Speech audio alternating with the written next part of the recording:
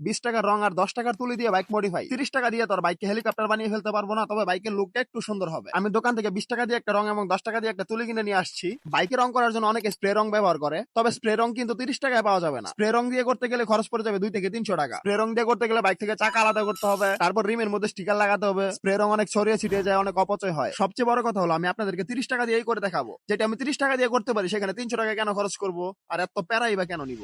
তো চলেন শুরু করা যাক। প্রথমত বাইকের ডিস্ক গুলো সুন্দর করে মুছে নিবেন। ডিস্কের মধ্যে ময়লা থাকলে রংটা ভালোভাবে বসবে না, ফিনিশিংটা ভালো আসবে না। এই একটা রঙের কৌটা দিয়ে 2টা ডিস্ক রং করা সম্ভব। যদি আপনার বাইক সিঙ্গেল ডিস্ক হয়ে থাকে তাহলে তো একটাই করবেন। যেহেতু ব্রেক প্লেটের মধ্যে রং করবো, সাবধানে করতে হবে যেন আশেপাশে না লেগে যায়। তো আমি চিকন একটা তুলে নিয়ে আসছি, তো আপনারা চিকন তুলে নেওয়ার চেষ্টা করবেন। আপনাদের সময় বেশি নষ্ট করবো না, এই ভিডিও অযথা টেনে লম্বা করে কোনো লাভ নাই। বাইক ডাবল স্ট্যান্ড করবেন, সুন্দর করে আস্তে আস্তে সাবধানে করতে থাকবেন। আপনি এখানে সময় যত বেশি দিবেন, আস্তে আস্তে করবেন, রং করাটা তত বেশি সুন্দর হবে। আমি সামনের ডিস্কের 2 পাশে রং করেছি, তবে পিছনের ডিস্কের শুধু এক পাশে রং করেছি। সম্পূর্ণ রং করার পরে হচ্ছে আমাদের ফাইনাল লুক। এখন অনেকেই বলতে পারেন ভাই পুরাই ছাপড়ি লাগতেছে, একটু ভালো লাগতেছে না। পছন্দটা যার যার নিজের বিষয়, কারো কাছে ভালো লাগলে সে করবে, তো না। যার কাছে যে রং ভালো লাগে সে সেই রং করতে পারে, ভালো না লাগলে না করলেন। তবে 30 টাকার মধ্যে আমার কাছে জিনিসটা ভালোই লাগছে।